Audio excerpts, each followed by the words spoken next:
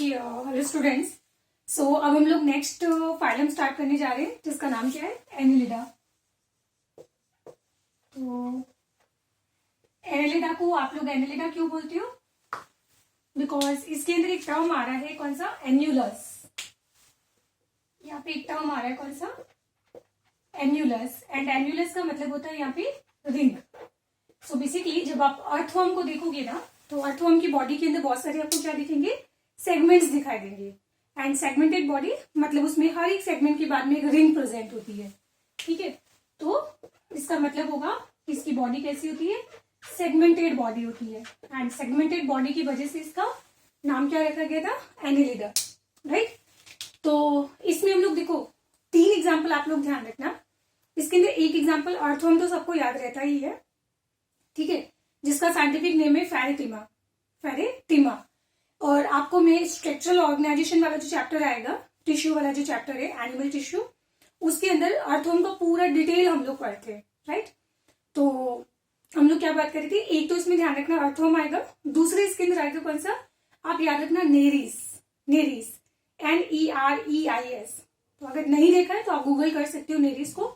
तो वो पानी के अंदर मिलने वाला एक एनिलिडा हो जाएगा। और एक आप लोग ध्यान रखना इसमें लीच। लीच आप लोग जानते हो ना, जो जॉक हिंदी में बोलते हैं, जो एक्चुअली क्या करती है? ब्लड सक करती है।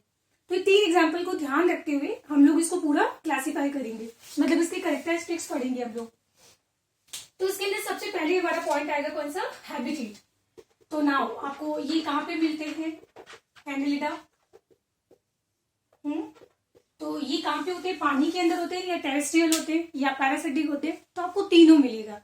क्योंकि हमने जो लीच की बात की थी, जॉक खून पीती है, तो वो क्या होती है? ब्लड सकिंग पैरासाइट होता है। तो ये पैरासाइटिक फॉर्म हो जाएगा। एक हमने देखा था नेरिस। नेरिस कहाँ रहता है? पानी के अंदर, तो वो एक्वाटिक हो जाएगा। जबकि अर्थवर्म कहाँ पर रहता है? जमीन के ऊपर, तो वो टेरेस्ट्रियल हो जाएगा। राइट। एंड टेरेस्ट्रियल में भी अर्थवर्म कभी भी आपको ड्राई सॉइल के अंदर नहीं मिलेगा।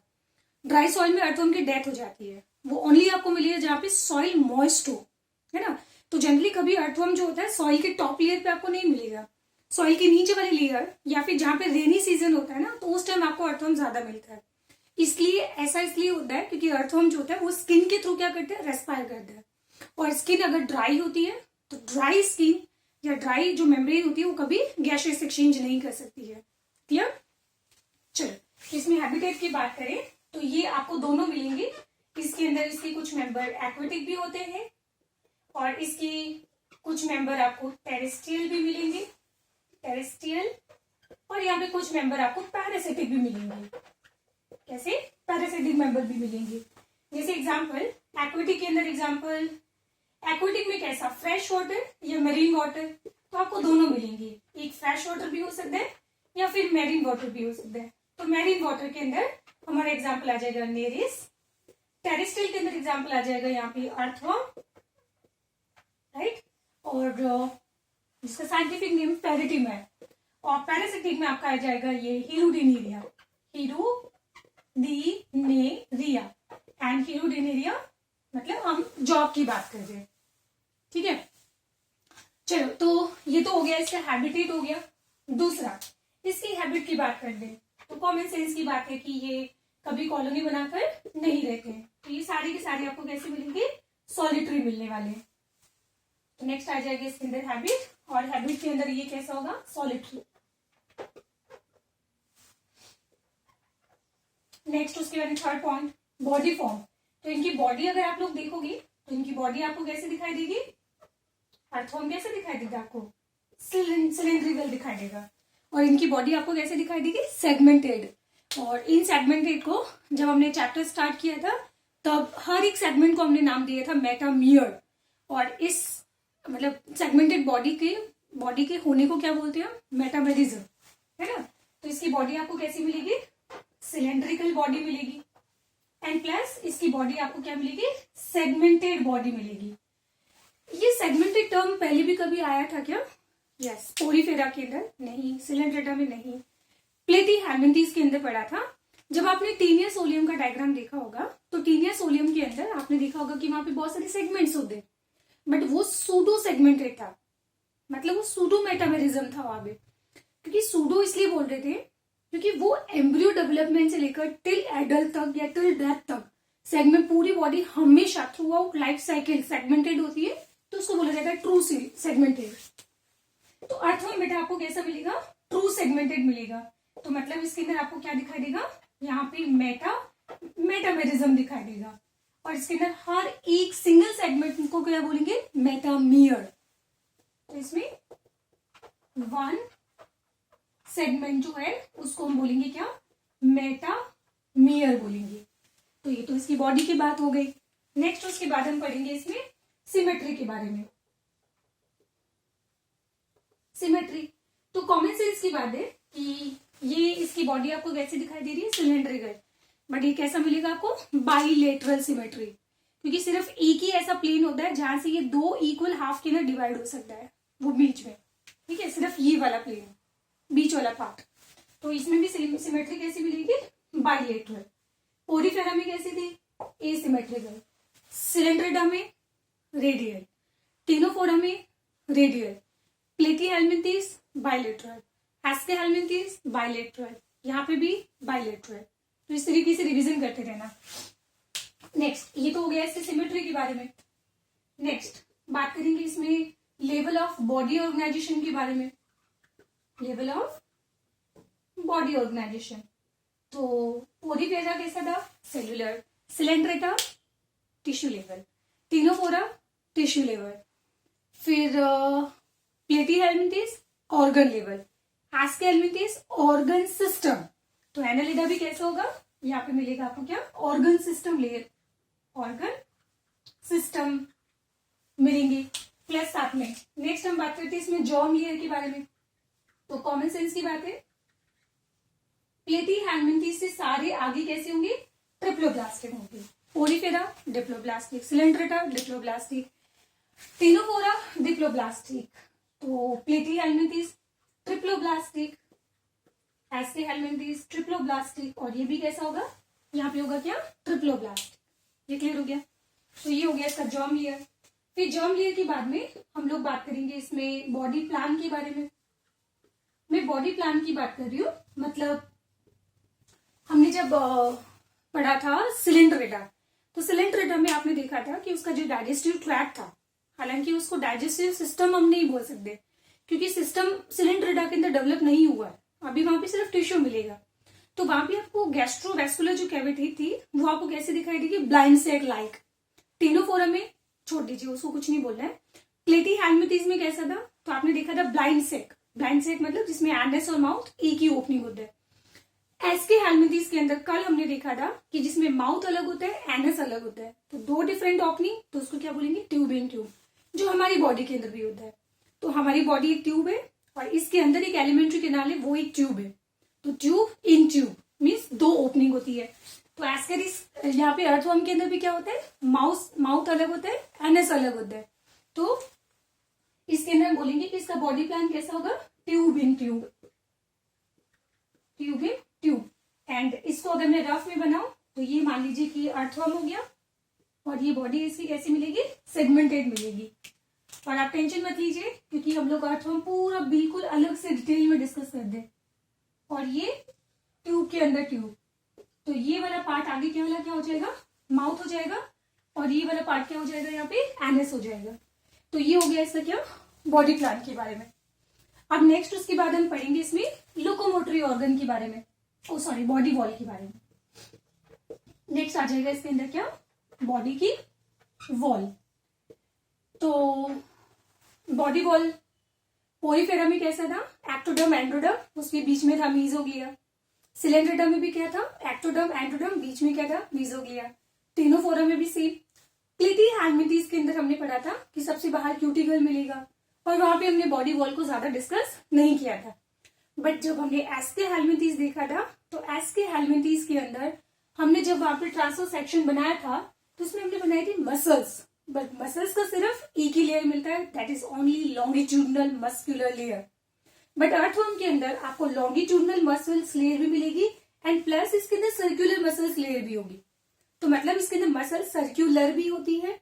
तो सर्कुलर मसल्स के अंदर मान लीजिए अगर कॉन्ट्रैक्शन होता है तो अर्थवर्म कैसा हो जाएगा? पतला हो जाएगा। और इस मसल्स के अंदर जब ये रिलैक्स होता है तो ये मसल्स, अर्थवर्म कैसा हो जाएगा, मोटा हो जाएगा, है ना। और अगर मान लो कि एक मसल्स इसके अंदर लॉन्गिट्यूडनल इस तरीके से पैरेलल टू लेंथ, तो अगर इसके अंदर कॉन्ट्रैक्शन होता है तो अर्थवर्म छोटा हो जाएगा, और जब ये रिलैक्स होती है तो ये क्या हो जाएगा, ये अर्थवर्म लंबा हो जाएगा। तो आपने कभी अर्थवर्म को चलते हुए देखा है, तो वो यूं यूं करके चल रहा है, तो इसका मतलब क्या होता है कि इसके अंदर जो सर्कुलर मसल्स होती है एंड लॉन्गिट्यूडनल जो मसल्स होती है उसका काम होता है क्या, इसके लोकोमोशन के अंदर। नहीं तो आप एक काम करना, इसको अलग से वीडियो गूगल कर लेना, आपको क्लियर हो जाएगा। तो हम लोग बोलेंगे कि इसकी बॉडी वो जो वॉल होती है ना, तो सबसे बाहर आपको मिलेगा एपिडर्मिस, तो ये मैंने क्या बना दिया यहाँ पे, एपिडर्मिस। और इसमें एपिडर्मिस के बाहर भी आपको क्या मिलेगा, क्यूटिकल। हाँ, जो अर्थवर्म में भी होता है, हालांकि ये कोई पैरासिटिक फॉर्म नहीं है, बट स्टिल आपको यहाँ पे क्या मिलेगा, क्यूटिकल मिलेगी। तो ये हो जाएगा इसके अंदर क्यूटिकल। और उसके बाद इसमें प्रेजेंट होती है यहाँ पे लॉन्गिट्यूडनल मसल्स भी, और प्रेजेंट होती है इसमें ये वाली जो मसल्स मैं बना रही हूं, तो ये वाली कौन सी हो जाएगी, जो पैरेलल टू लेंथ होगी, तो इसको बोला जाएगा क्या, लॉन्गिट्यूडनल ये मसल्स हो जाएगी, ठीक है। और इसके अंदर एक प्रेजेंट होगी यहाँ पे सर्कुलर मसल्स,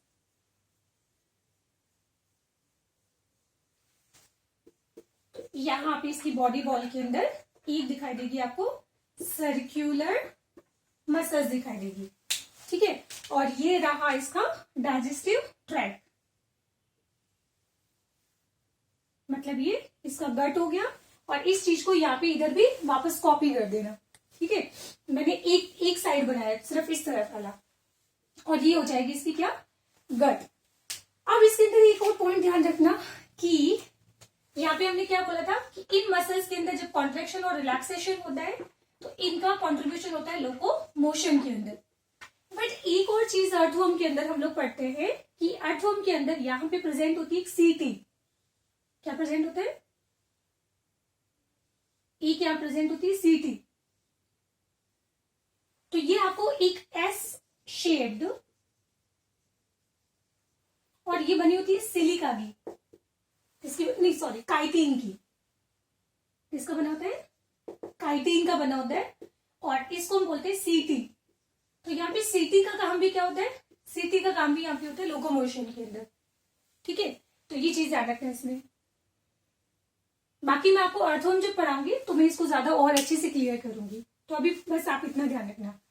तो ये तो हो गई इसकी क्या, बॉडी वॉल। तो बॉडी वॉल के अंदर आपको मिलेगा क्या, लॉन्गिट्यूडनल और सर्कुलर। बट ये सीटी आपको सिर्फ बेटा मिलेगी कहाँ पे, जो टेरेस्ट्रियल होते हैं, जो पैरासिटिक फॉर्म है ना, जैसे लीच, तो उसको ब्लड सक करना, उसको कहीं मूव तो करना नहीं है, तो उसमें सीटी नहीं होता है। ये आपको सीटी मिलेगा अर्थवर्म के अंदर, और प्लस आपको मिलेगा ये नेरिस के अंदर भी। नेरिस के अंदर एक और इंपॉर्टेंट चीज मिलती है, दैट इज अ पैरापोडिया। ये इंपॉर्टेंट है, पैरापोडिया। तो आप एक काम करना, इसको समझने के लिए ना नेरिस का लोकोमोशन गूगल करना और वीडियो देखना आप लोग। तो जब आप इसका वीडियो देखोगे तो इसकी बॉडी आपको कुछ ऐसी मिलेगी। कॉमन सेंस की बात है कि इसकी बॉडी कैसी होगी, सेगमेंटेड होगी। तो ये मान लीजिए सपोज कौन कौन हो गया, तो यहाँ पे आपको मिलेगा नेरिस, और इस नेरिस के अंदर यहाँ पे सीटी जो होती है वो बॉडी वॉल के साथ डायरेक्टली अटैच नहीं होती है। इसके अंदर आपको इस तरह से ये जो मैं ब्लू कलर बना रही हूं ना, ये कुछ एक्स्ट्रा अपेंडेज मिलेंगे।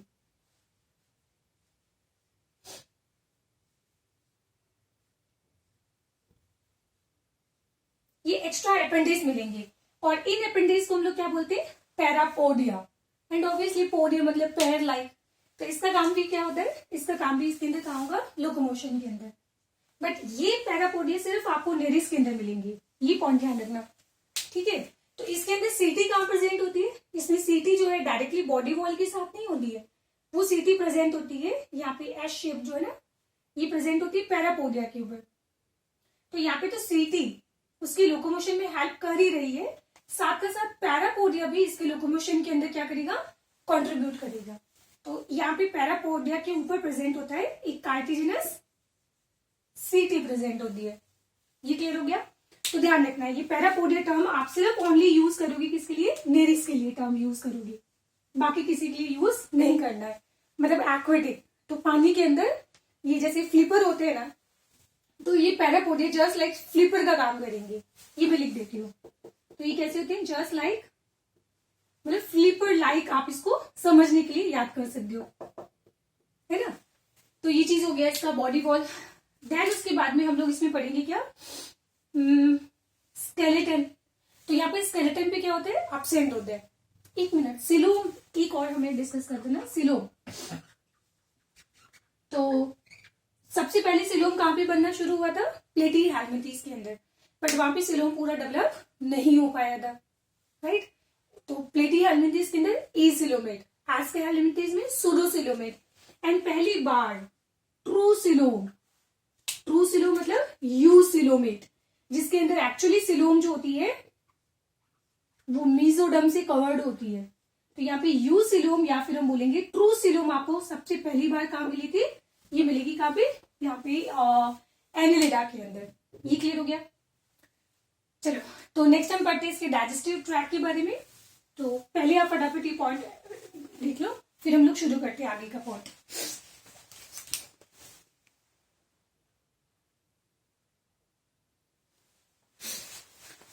चलो, तो मेरा पॉइंट नंबर कौन सा चल रहा था, शायद 9 चल रहा था, आप लोग देख लीजिएगा नंबरिंग ना। तो उसके बाद में नेक्स्ट हम लोग स्टार्ट करेंगे इसके अंदर, चलो पॉइंट नंबर शायद ये हमारा 10 होगा। तो नेक्स्ट हम लोग यहाँ पे बात करेंगे अब डाइजेशन के बारे में। तो जब मैं आपको अर्थवर्म का डायग्राम पढ़ाऊंगी, तो अर्थवर्म के डायग्राम के अंदर देखना, हम लोग डाइजेस्टिव सिस्टम जरा कुछ ऐसा बनाएंगे।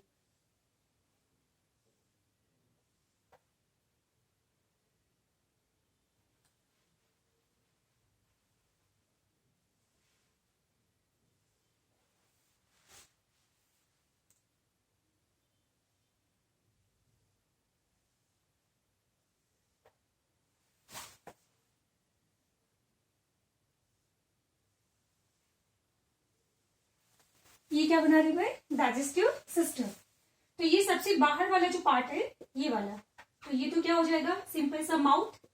माउथ के बाद में जहां पे आप खाना रखते हो, चबाते हो, तो उसको हम लोग क्या बोलते हैं, बक्कल कैविटी बोलते हैं। फिर बक्कल कैविटी के नीचे देखो, पहले खाना खाते माउथ हो गया, उसके बाद में बक्कल कैविटी हो गया, फिर ये वाला जो पॉइंट है ना, ये जंक्शन, इसको बोलते हैं फेरिंक्स। फेरिंक्स के बाद में क्या आता है, stomach, sorry oesophagus, and oesophagus के बाद में क्या आएगा, स्टमक, स्टमक के बाद में इंटेस्टाइन। तो ये वाला पार्ट कौन सा हो जाएगा, ये हो जाएगा यहाँ पे फेरिंक्स, एंड फेरिंक्स के बाद में यहाँ पे आएगी ईसोफेगस, एंड ईसोफेगस के बाद में यहाँ पे ये आएगा कौन, स्टमक, एंड स्टमक के बाद में ये हो जाएगी यहाँ पे इंटेस्टाइन, और इंटेस्टाइन बिल्कुल लास्ट में जाके ओपन होगा कहाँ पे, यहाँ पे आएगा एनस। बस इसमें ये सीक्वेंस तो आपको सबको याद ही होगा, बट एक चीज इसमें ऐड कर दीजिएगा, वो है क्रॉप। तो क्रॉप के अंदर बेसिकली क्या होता है, ग्राइंडिंग होती है, क्योंकि इसके दांत तो होते नहीं है, इसके दांत तो होते नहीं है, तो ये खाना चबाएगा वैसे। तो इसमें यहाँ पे इस क्रॉप के अंदर, क्रॉप मतलब एक चक्की होती है, तो इस चक्की के अंदर क्या किया जाएगा, ये एक्चुअली अर्थवर्म खाता है लीफ, है ना, वेजिटेरियन होता है। तो यहाँ पे क्या किया जाएगा, इसकी पिसाई चल रही होती है। ये मैं आपको जब अर्थवर्म बताऊंगी तब बताऊंगी, इसका डायग्राम हम पढ़ेंगे। तो यहाँ पे ये क्या हो जाएगा, इसका सिंपली ग्राइंडिंग हो गया, ठीक है। तो हम लोग बोलेंगे कि इसके अंदर एक कंप्लीट डाइजेस्टिव ट्रैक्ट मिल रहा है आपको, है ना। तो यहाँ पे आपको मिलेगा एक कंप्लीट डाइजेस्टिव ट्रैक, यहाँ पे मिलेगा। ये क्लियर हो गया, कंप्लीट डाइजेस्टिव ट्रैक आपको दिखाई दे रहा है। तो ये तो बात हो गई इसके डाइजेशन के बारे में। फिर नेक्स्ट हम पढ़ेंगे इसके रेस्पिरेशन के बारे में, या इसको मैं सिंपली सर्कुलेशन कर देती हूँ, या चलो ठीक है, रेस्पिरेशन। तो रेस्पिरेशन सिंपली यहाँ पे कैसा होगा, एरोबिक रेस्पिरेशन होगा, और वो भी होता है थ्रू स्किन, ठीक है। तो एक्चुअली अर्थवर्म का मैंने क्या बोला था कि वो कभी भी आपको ड्राई सॉइल के अंदर नहीं मिलेगा, अर्थवर्म ऑलवेज आपको मिलेगा मॉइस्ट जगह के अंदर, ताकि वो स्किन क्या रहेगी, उसकी मॉइस्ट रहेगी। तो वो गैसियस एक्सचेंज कहां से करता है, बाय स्किन। तो रेस्पिरेशन कैसा होगा इसमें, एरोबिक होगा, और एरोबिक रेस्पिरेशन भी कैसे, बाय डिफ्यूजन, और डिफ्यूजन भी ये कहां से कर रहा है, थ्रू स्किन। ये कहां से करेगा, थ्रू स्किन। तो हम लोग आगे जाके पढ़ेंगे बेटा कि अर्थवर्म के ऊपर अगर आपने कभी नमक ऐसे अगर डाल दिया ना, बहुत ज्यादा एक्सेस के अंदर नमक, तो बहुत ज्यादा एक्सेस के अंदर नमक क्या करता है, मॉइस्चर को ट्रैप कर लेता है, तो उसकी स्किन क्या हो जाएगी, ड्राई हो जाएगी, तो उसकी वजह से अर्थवर्म मर सकता है, हाँ मर भी जाता है। तो ये समझ आ गया। तो इसमें ध्यान रखना है, इसकी स्किन के थ्रू क्या करता है, ये रेस्पायर करता है। ये क्लियर हो गया। फिर हम पढ़ेंगे इसमें, चलो तो रेस्पायर तो कर लिया। अब इसके बाद में यहाँ पे गैसियस एक्सचेंज कौन करेगा, या फिर हम बात करते हैं सर्कुलेशन के बारे में। तो सर्कुलेशन यहाँ पे कौन करेगा, तो इसके अंदर प्रेजेंट होता है ब्लड, और इसका सर्कुलेटरी सिस्टम कैसा होता है, क्लोज होता है। क्लोज मतलब जिसकी ब्लड वेसल्स की एंड्स जो होते हैं वो ओपन नहीं होते, तो हमेशा ब्लड जो होता है वो कन्फाइंड होगा इनसाइड, कहाँ पे, वेसल्स के अंदर, वो कभी बाहर नहीं आएगा। और एक और इंटरेस्टिंग चीज, अर्थवर्म का ब्लड जो होता है वो रेड दिखता है आपको, लिटरली रेड होता है, ठीक है। तो रेड क्यों होगा, क्या उसमें आरबीसी होती है, नहीं, उसमें हीमोग्लोबिन होता है, बट वो आरबीसी के अंदर नहीं होता है, वो डायरेक्टली प्लाज्मा के अंदर डिसॉल्व होता है। क्लियर। तो यहाँ पे हम बोलेंगे कि इसके अंदर close type of circulatory system मिलेगा, और इसके अंदर हम बोलेंगे कि हीमोग्लोबिन डायरेक्टली डिसॉल्व होता है, कहां पे, डिसॉल्व इन लिक्विड, और उस लिक्विड को हम क्या बोलते हैं, प्लाज्मा बोलते हैं, ठीक है। तो ये चीज हो गई सर्कुलेशन के बारे में। और इसके अंदर काफी एक अच्छा सर्कुलेटरी सिस्टम आपको मिलेगा, जो हमें पढ़ने में बहुत तकलीफ होने वाली है आगे, ठीक है, जो हम लोग अर्थवर्म पढ़ेंगे। तो ये हो गया इसका सर्कुलेशन। नेक्स्ट उसके बाद हम पढ़ेंगे इसका नर्वस सिस्टम और एक्सक्रीशन। पहले मैं एक्सक्रीशन पढ़ा देती हूँ। तो चलो excretion, porifera ammonia, coelenterata ammonia, ctenophora ammonia, platyhelminthes ammonia, और उसमें ऑर्गन का नाम क्या था, प्लेटीहेल्मिंथेस में फ्लेम सेल्स, और एस्केहेल्मिंथेस में रेनेट सेल्स। बट यहाँ पे आपको मिलेगा नेफ्रेडिया। यहाँ पे रिलीज क्या करता है, ये अमोनिया भी रिलीज करता है और साथ में यूरिया भी रिलीज करता है, बट डिपेंड करता है कि वो सिचुएशन कैसी है। तो अगर नैरिस कहाँ पे रहता है, पानी के अंदर, तो एक्वेटिक जो मेंबर होंगे वो रिलीज करते हैं अमोनिया। बट जब रेनी सीजन होता है, तो रेनी सीजन के अंदर बरसात के टाइम खूब सारा पानी है, तो अर्थवर्म डायरेक्टली अमोनिया रिलीज करता है, अदरवाइज वो यूरिया रिलीज करता है, ठीक है। तो इसमें दोनों फॉर्म हो सकती है। तो प्लेटीहेल्मिंथेस में फ्लेम सेल्स और एस्केहेल्मिंथेस में रेनेट सेल्स। एंड आपने शायद उसमें एक चीज नोटिस की थी कि वहां पे ओपनिंग उसमें वन ही होता है। जैसे मैं एक चीज लिख देती हूँ यहाँ पे कि हमने एक पढ़ा था फ्लेम सेल्स और एक हमने पढ़ा था यहाँ पे रेनेट सेल्स। तो इन दोनों को हम लोग क्या बोलते हैं, प्रोटोनेफ्रीडिया। प्रोटोनेफ्रीडिया एंड प्रोटोनेफ्रीडिया का मतलब होता है वन ओपनिंग। तो अगर आपको नहीं याद आ रहा है तो आप डायग्राम देखो, दोनों के अंदर आपको ओपनिंग कितनी दिखाई दे रही थी, वन। बट अब मैं आपको पढ़ाऊंगी इसके अंदर एनलिडा के अंदर प्रेजेंट होते हैं मेटानेफ्रीडिया, और उनको बोलते भी क्या है, नेफ्रीडिया। तो इसका ये जो एक्सक्रीटरी ऑर्गन होता है या एक्सक्रीटरी स्ट्रक्चर जो होता है वो क्या होता है, नेफ्रीडिया। और ये जो नेफ्रीडिया होते हैं ये कौन से टाइप होते हैं, प्रोटो या मेटा, मेटा, क्योंकि इसकी ओपनिंग दो डिफरेंट होगी। जैसे हम लोग अपने नेफ्रॉन का जब डायग्राम बनाते हैं ना, तो हमारे अंदर जो नेफ्रॉन होता है उसमें एक बोमन कैप्सूल होता है और एक डीसीटी था। तो बोमन कैप्सूल से फ्लूइड आता है और डीसीटी से निकल जाता है। तो जब दो ओपनिंग होती है ना, उनको बोलते हैं मेटानेफ्रीडिया। और ऐसा ही कुछ आपको यहाँ पे भी मिलेगा। लेट्स सी कैसे।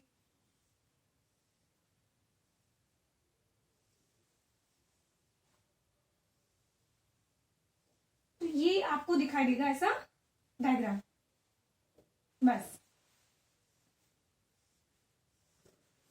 ठीक है। और यहाँ पे ये एक्सक्रीटरी कैनाल होती है और जहां से ये बाहर निकल जाएगा। तो ये वाला एक फनल लाइक स्ट्रक्चर होता है। तो इस फनल के अंदर क्या होगा, जो भी इसका बॉडी का फ्लूइड है वो फ्लूइड इसमें आएगा, ठीक है। एंड देन फिर उसके बाद में क्या होगा, ये यहाँ जाएगा और उसके बाद में जो भी काम की चीजें होती है वो काम की चीजें वापस रीअब्सॉर्ब कर ली जाएगी। एंड रीअब्सॉर्ब होने के बाद इनको वापस जो मतलब क्या बोलते हैं, जो यूरिन होता है वो यहाँ से बाहर निकल जाएगा। ये क्लियर हो गया। तो यहाँ से वापस क्या होता है, ट्यूबुलर पार्ट से रीअब्जॉर्प्शन हो जाता है। तो ये तो जस्ट लाइक बोमन कैप्सूल हो गया, और ये वाला जस्ट लाइक पीसीटी, डीसीटी और हैंडलेज लूप हो जाएगा। ठीक है, तो यहाँ पे इसकी ओपनिंग कितनी दिखाई दे रही है? 2 ओपनिंग। तो इसके अंदर प्रोटो नहीं होता है, इसके अंदर आपको मिलेगा क्या? मेटानेफ्रिडिया। मेटानेफ्रिडिया, और मेटानेफ्रिडिया का मतलब यहाँ पे आपको दिखाई देगी 2 ओपनिंग। ठीक है, जबकि ये वाले दोनों कैसे थे? प्रोटोनेफ्रिडिया, जिसके अंदर आपको जस्ट 1 ओपनिंग दिखाई देगी। अब ये नेफ्रिडिया बेटा, जब हम लोग अर्थ फॉर्म पढ़ेंगे तो ये नेफ्रिडिया 3 तरह के होते हैं। चलो अभी मैं नहीं पढ़ा रही हूँ, छोड़ो इसको। अब मुझे एक चीज बताओ कि किडनी का काम क्या पढ़ा था हमने? तो एक तो एक्सक्रीशन होता ही है, पर उसका मेन काम क्या होता है? Osmo regulation. तो यहाँ पे बताओ नेफ्रिडिया का काम क्या होगा? कॉमन सेंस की बात है कि एक तो इसका फंक्शन हो जाएगा क्या? ऑस्मो रेगुलेशन, एंड इसका एक और फंक्शन हो जाएगा क्या? यहाँ पे एक्सक्रीशन। तो ये हो जाएगा। इसके बाद हम नेक्स्ट पढ़ते हैं नर्वस सिस्टम के बारे में। तो 13 एंड पॉइंट नंबर 14। तो नेक्स्ट हम पढ़ेंगे नर्वस सिस्टम। तो ये इसकी बॉडी हो गई, इसकी अर्थवर्म या फिर कोई अदर भी हो सकता है मेंबर। ठीक है, सो इसके अंदर आपको मिलेगा क्या? गैंग्लिया। और गैंग्लिया मैंने क्या बोला था? गैंग्लिया मतलब ग्रुप ऑफ न्यूरॉन। तो इसके अंदर आपको 2 गैंग्लिया मिलेंगे, ये गैंग्लिया और एक ये वाला गैंग्लिया। तो इसके अंदर कितने गैंग्लिया है? ये 2 गैंग्लिया हो गए। ठीक है, और इन दोनों को कनेक्ट करने के लिए यहाँ पे प्रेजेंट होता है एक रिंग, इनको बोलते हैं लेटरल न्यूरॉन। अभी मैं एक्सप्लेन करती हूँ कैसे। तो ये क्या हो जाएगा यहाँ पे? लेटरल न्यूरॉन, और ये बेसिकली प्रेजेंट होता है एक रिंग के फॉर्म में। ये कैसे प्रेजेंट होगा? एक रिंग के फॉर्म में प्रेजेंट है यहाँ पे। जो हमने प्लेटी हेलमिंथीज में भी ऐसा कुछ बनाया था, और एसके हेलमिंथीज में भी ऐसा ही कुछ बनाया था। अब यहां से अराइज होती है इसके अंदर क्या? Nerve cord. यहां से क्या अराइज होगी? यहां से अराइज होती है इसके अंदर नर्व कॉर्ड। तो ये नर्व कॉर्ड मैंने कितनी बनाई? 2 बनाई। अब एक इंपॉर्टेंट चीज सुनो, ये जो नर्व कॉर्ड होती है हमारे अंदर भी होती है, जिसको हम क्या बोलते हैं? Spinal cord. अब देखो डिफरेंस आने वाला है बहुत बड़ा। एक वर्टिब्रेट्स और इनवर्टिब्रेट्स का एक और बहुत बड़ा मेजर डिफरेंस क्या? कि हमारे अंदर स्पाइनल कॉर्ड कहां पे होती है? ये वाला सरफेस कौन सा होता है? डॉर्सल। तो हमारे अंदर नर्व कॉर्ड कहां पे होती है? डॉर्सल पे होती है। और स्पाइनल कॉर्ड होती भी कितनी है? जस्ट 1। 2 तो नहीं होती ना, 1 होती है। एंड प्लस हमारी स्पाइनल कॉर्ड के बीच में एक फ्लूइड फील्ड होता है, जिसको बोलते हैं CSF, सेरिब्रो स्पाइनल फ्लूइड। तो इसका मतलब ये हुआ कि हमारी जो स्पाइनल कॉर्ड होती है बीच में से होलो होती है, खाली होती है, एंड जिसके अंदर क्या फील्ड होता है? Cerebro spinal fluid. ऐसा हम पढ़ते हैं नर्वस सिस्टम के अंदर। तो इसका मतलब ये हुआ कि वर्टिब्रेट्स के अंदर नर्व कॉर्ड कितनी होती है? 1। कैसी होती है? सॉलिड या होलो? होलो। एंड कहां प्रेजेंट होती है? डॉर्सल सरफेस पे। ये ध्यान रखना, आगे काम आएगा। 1 डॉर्सल साइड पे, और कैसी होती है? होलो होती है। इसका एग्जैक्टली उल्टा इनवर्टिब्रेट्स के अंदर इसकी नर्व कॉर्ड जो होती है वो नीचे होती है। जैसे ये अर्थवर्म ऐसा होता है ना, तो इसकी नर्व कॉर्ड कहां पे होती है? वेंट्रल सरफेस पे। और वो एक नहीं, कितनी होती है? 2 होती है। एंड इनके बीच में कोई भी सेरिब्रो स्पाइनल फ्लूइड नहीं होता है। मीन्स ये कैसी होती है? सॉलिड होती है। ये पॉइंट ध्यान रखना, इंपॉर्टेंट है, वेरी वेरी इंपॉर्टेंट पॉइंट। तो ये मैं क्या बना रही हूं यहाँ पे?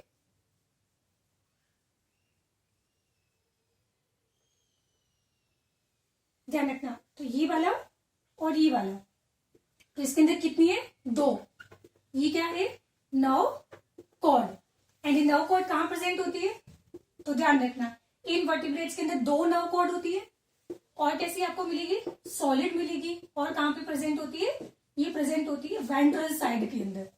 तो ध्यान रखना, ये वर्टिब्रेट का कैरेक्टर है जो बार बार रिपीट होने वाला है, जो सेम हम लोगों ने पढ़ा था प्लेटी हेलमिंथीज के अंदर।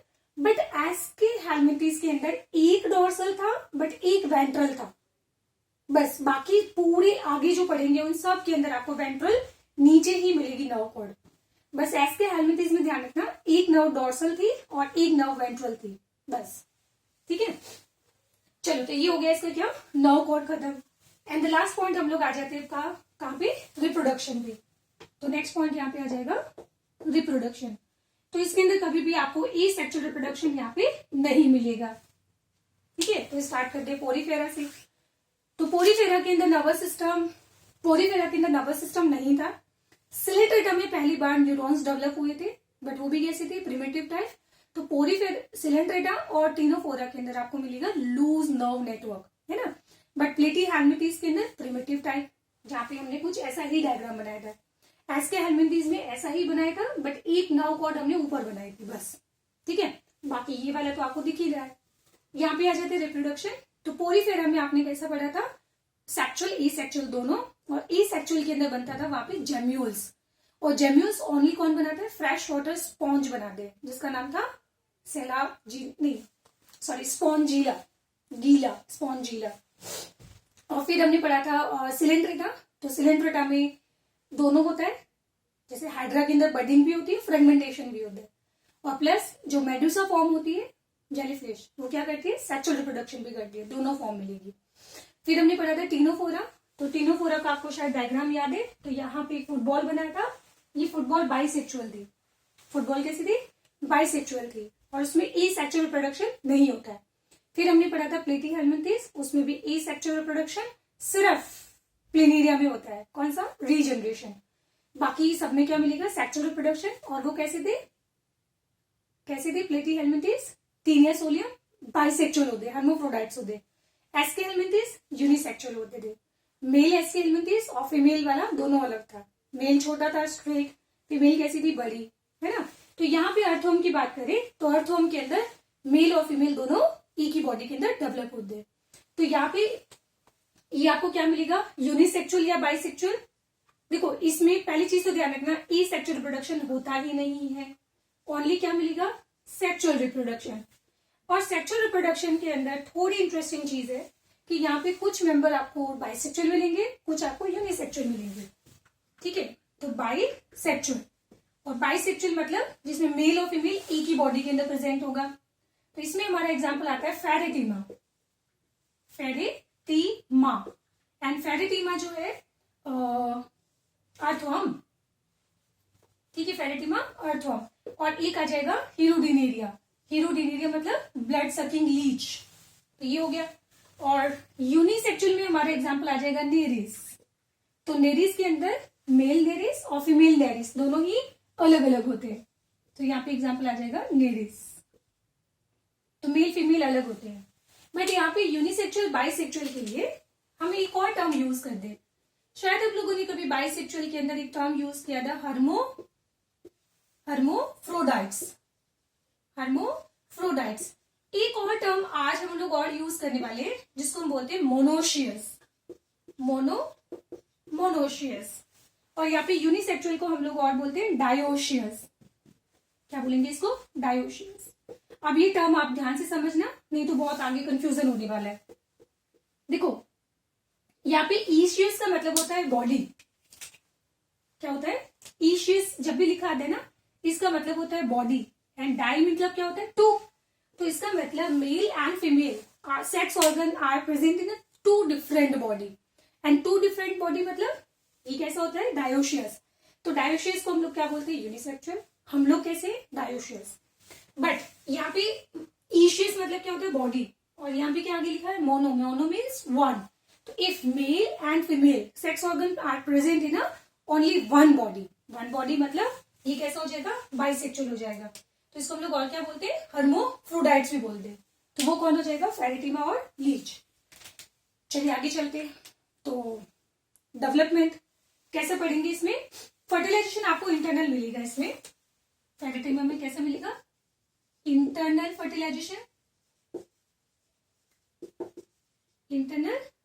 फर्टिलाइजेशन। तो स्टार्ट करते पोरीफेरा से, इंटरनल फर्टिलाइजेशन था। सिलेंट्रेटा के अंदर, जेलीफिश के अंदर एक्सटर्नल फर्टिलाइजेशन होता है, बट हाइड्रा के अंदर इंटरनल फर्टिलाइजेशन होता है। टिनोफोरा के अंदर हमने स्पर्म और एग दोनों बाहर रिलीज किया था, तो वहां पे क्या था, external fertilisation. Platyhelminthes internal fertilisation, aschelminthes internal fertilisation, pheretima is also internal fertilisation. बात करते डेवलपमेंट, डायरेक्ट हो गई है इनडायरेक्ट। तो पोरीफेरा में लार्वा बनता था, हमने पेरेन्काइमुला एम्फीब्लास्टुला लार्वा का नाम दिया था। फिर इनडायरेक्ट डेवलपमेंट था। सिलेंट्रेटा में इनडायरेक्ट डेवलपमेंट, क्योंकि जेलीफिश का जो लार्वा बनता है उसको बोलते हैं ई फाइरा, या फिर नॉर्मली बाकी मेंबर बना के प्लेनुला लार्वा, तो इनडायरेक्ट डेवलपमेंट है। सिडिपिड लार्वा बनता है CYDIPD सिडिपिड लार्वा बनता है टीनोफोरा के अंदर, तो इनडायरेक्ट डेवलपमेंट। प्लेटी हेलमिंथिस में तो इतने सारे लार्वा बनते थे, ठीक है, तो वहां पे तो बहुत सारे मैनी डिफरेंट लार्वा बनते हैं, ठीक है। और एसके हेलमिंथिस में भी सेम चीज, वहां पे भी वो बहुत सारे लार्वा बनाता है, इनडायरेक्ट डेवलपमेंट। पर अर्थवर्म जो पैदा होता है ना, तो छोटा सा अर्थवर्म एडल्ट के अर्थवर्म के बिल्कुल जैसा दिखता है। जैसे ह्यूमन का जब बच्चा पैदा होता है ना, तो ऐसा तो नहीं होता है ना कि जब वो पैदा हुआ कुछ और होता है, फिर बाद में थोड़ा थोड़ा जैसे जैसे बड़ा होगा फिर ह्यूमन जैसा डेवलपमेंट आएगा, ऐसा नहीं होता है। ह्यूमन का बच्चा पैदा ह्यूमन के बिल्कुल जैसा ही होता है, एडल्ट के जैसे, बस उसको ग्रोथ करनी होती है। तो ऐसा ही सेम चीज आपको मिलेगा कहाँ पे, अर्थवर्म के अंदर। तो यहाँ पे आपको मिलेगा इसके अंदर क्या, डायरेक्ट डेवलपमेंट आपको मिलेगा। यहाँ पे लार्वा नहीं बनते हैं, डायरेक्ट डेवलपमेंट मिलेगा आपको, ठीक है। तो आप समझ गए होंगे, मैंने मार्कर रख दिए। अब एनसीईआरटी आप ध्यान से देखो, तो एनसीईआरटी के अंदर 2 डायग्राम दिए हुए हैं। पहला डायग्राम नेरिस का दिया हुआ है और दूसरा डायग्राम यहाँ पे इस लीच का दिया हुआ है, ब्लड सकिंग लीच, जिसको हम बोलते हैं हीरुडिनेरिया, हीरुडिनेरिया, याद रखोगे। तो ये हमारा टॉपिक क्या हो गया, एनलिडा कंप्लीट हो गया, ठीक है। चलो बाकी नेक्स्ट क्लास में स्टार्ट कर दे। तो मैं फिर बोल रही हूँ बेटा, एनिमल किंगडम प्लीज, अगर आपने साथ का साथ रिवाइज नहीं किया तो फिर तो बेटा इसको पढ़ने का कोई सेंस ही नहीं बनेगा। जस्ट क्लास मतलब आप क्या होगा, जस्ट नोट्स बनाओगे, इससे ज्यादा कोई फायदा नहीं होने वाला है आपको, ठीक है। चलो, तो ये हमारा टॉपिक एनलिडा कंप्लीट हो गया। चलिए बाय बाय।